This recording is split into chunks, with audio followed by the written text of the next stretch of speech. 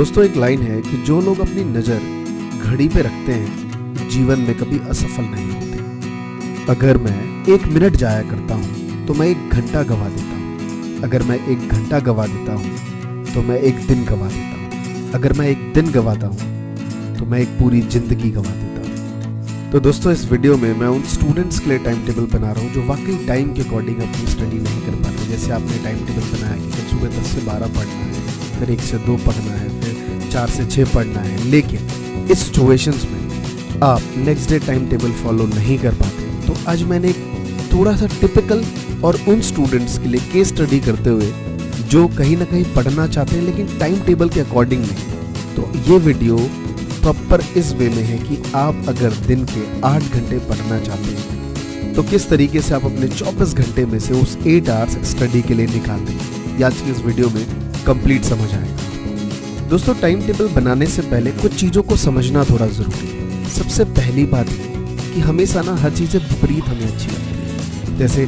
कुछ लोग गांव में रहते हैं तो उन्हें शहर बहुत अच्छा लगता है, और जो लोग शहर में रहते हैं उन्हें गांव बहुत अच्छा लगता है। यहाँ तक कि मैं उन राइटर्स की भी बात करूँगा जो गांव के बारे में बहुत अच्छी अच्छी बातें लिखते हैं, पढ़ के बड़ा दिल खुश हो जाता है आपका। लेकिन यह हकीकत है कि वो राइटर्स शहर में बैठ के लिखते हैं, और जो राइटर्स गांव में बैठ के लिखते हैं वो तो ये लिखते हैं कि यहाँ पे बिजली नहीं है, इन चीज़ों में किस तरीके से हमारा गांव बिजली से हो, रास्ते बने, स्कूल्स बने, हॉस्पिटल्स बने, जिससे हमारा गांव भी शहर की तरह सारी चीज़ें अवेलेबल हैं। वहाँ के कभी ये चीज़ लिखते हैं। दोस्तों हमारी लाइफ बिल्कुल विपरीत है। जो हमारे पास है हमें उसका ऑपोजिट अच्छा लगता है। लेकिन अगर समय की कीमत को आप सही तरीके से समझेंगे तो कहते हैं ना कि अगर आपको 1 साल की कीमत, आप स्टूडेंट्स हैं और आपको समझना है कि 1 साल की कीमत, तो उस लड़के से पूछिए जो लास्ट बार फेल हो चुका है अपनी एग्जाम। वो दर्द कि जब वो क्लास में जाता है तो उसके दोस्त अब उसके साथ नहीं मिलते, स्कूल का माहौल अब उसको वैसा नहीं लगता जैसा उसे पहले लगा करता। वो आपको बता सकता है कि 1 साल की कीमत आखिर क्या होती है।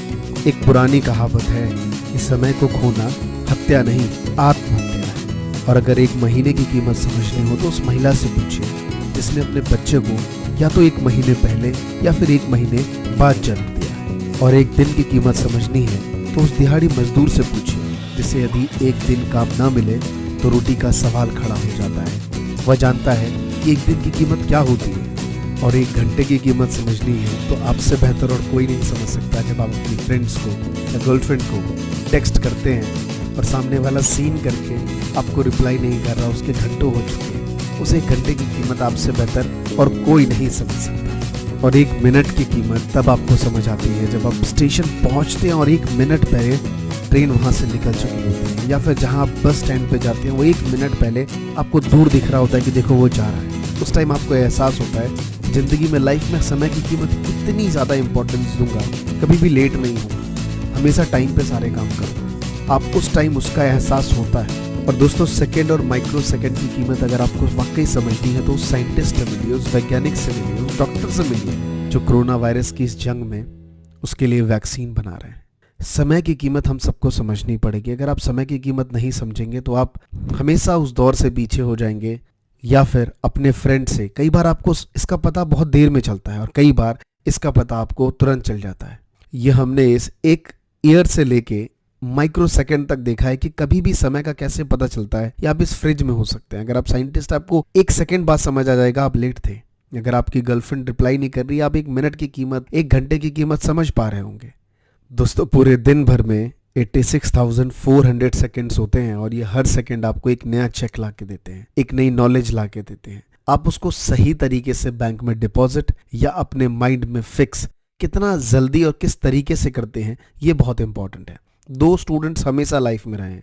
एक वो स्टूडेंट्स जो हमेशा सिस्टम को कंप्लेन करना कि इतना सब्जेक्ट्स है, इतने प्रोजेक्ट्स वर्क लेते हैं, कैसे काम होगा, घर पे जाता हूँ, स्कूल से आना पड़ता है, लाइक हर बार कभी ट्यूशन्स का वर्क होता है। और एक वो स्टूडेंट्स जो सारे वर्क कर लेते हैं और कोई कंप्लेन नहीं होता, और at the end of the results उनके मार्क्स 90s में भी आते हैं।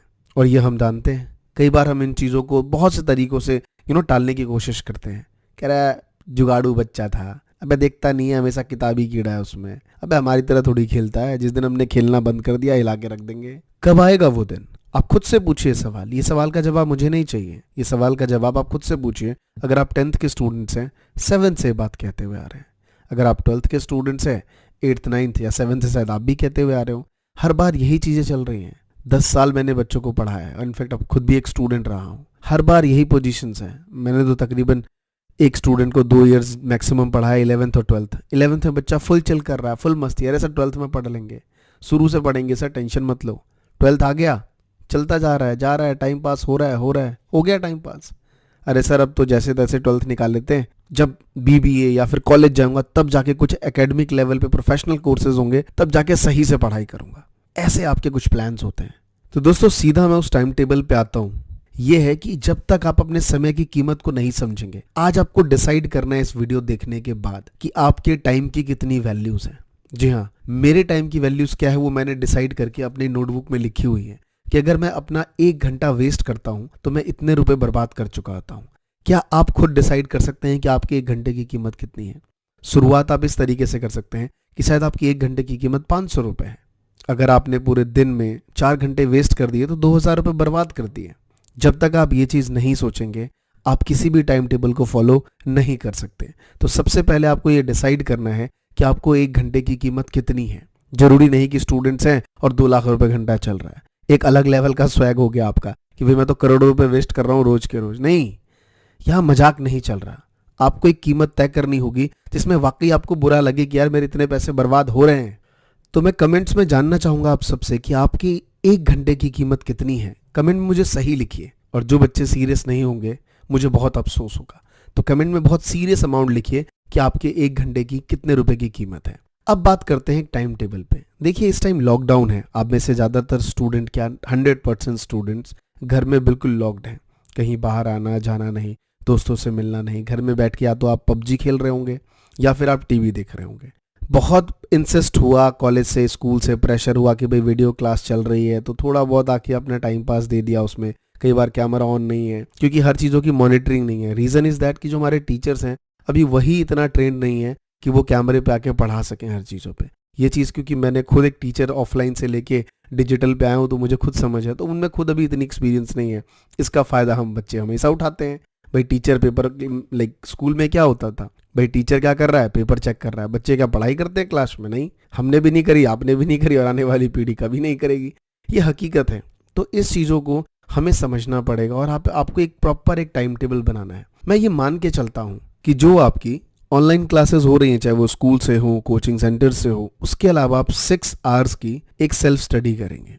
एवरी डे 6 घंटे की अगर आपने सेल्फ स्टडी करी तो मैं आपको बता दूं कि आप उस बच्चे से ज़्यादा पढ़ रहे हैं जो लास्ट ईयर 99.6% लाके CBSE टॉप किया था। जी हाँ, वो बच्चा सिर्फ 5 घंटे पढ़ता था, लेकिन उसने एक बात बहुत बेस्ट कही और ज़बरदस्त और ठोस, बिल्कुल एकदम मजबूत।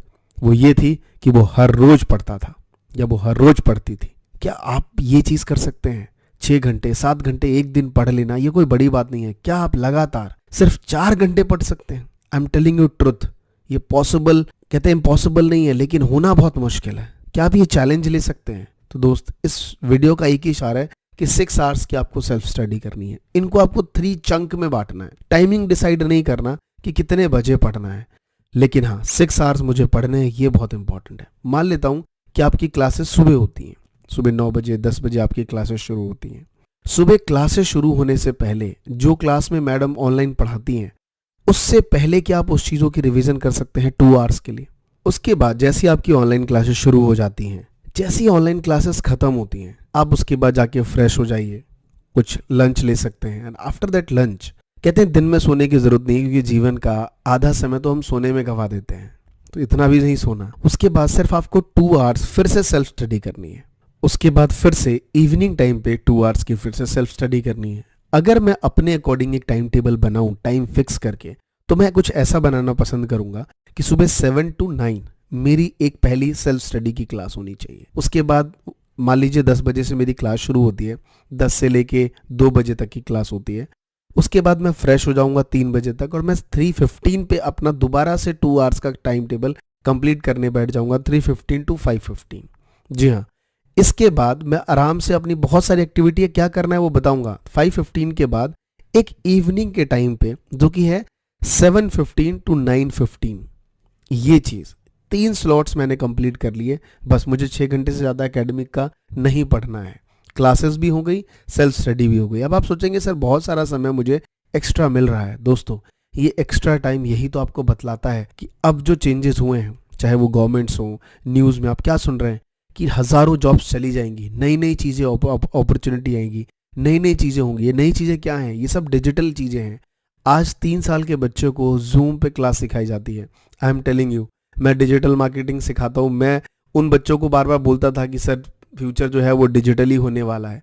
अब 3 साल के बच्चों को स्कूल की मैडम जूम पे सिखा रही है, उसको सब चीज़ें पता चल जाएंगी। जूम पे क्लासेस होती हैं, वीडियो क्लासेस कैसे होना होता है। आप तो खैर बहुत बड़े हैं, तो आपको इन सब चीज़ों का वो चंक निकालना पड़ेगा कि इकोनॉमी में अब क्या चीज़ें बढ़ रही हैं, मुझे किस तरफ जाना है, डिजिटली किन किन चीज़ों की अपॉर्चुनिटी सबसे ज़्यादा है। बहुत से बच्चे मेडिकल की प्रिपरेशन कर रहे होंगे, तो आप सही ट्रैक पे हैं, क्योंकि मेडिकल का आने वाले 10 से 15 साल में बहुत बड़ा बूम आने वाला है। सबसे ज़्यादा करियर अपॉर्चुनिटी, चाहे वो इंडिया हो या इंडिया से बाहर हो, सबसे ज़्यादा करियर अपॉर्चुनिटी मेडिकल सेक्टर में होने वाली है। तो इस चीज़ों में आप ज़्यादा अपने आप को बढ़ावा दें।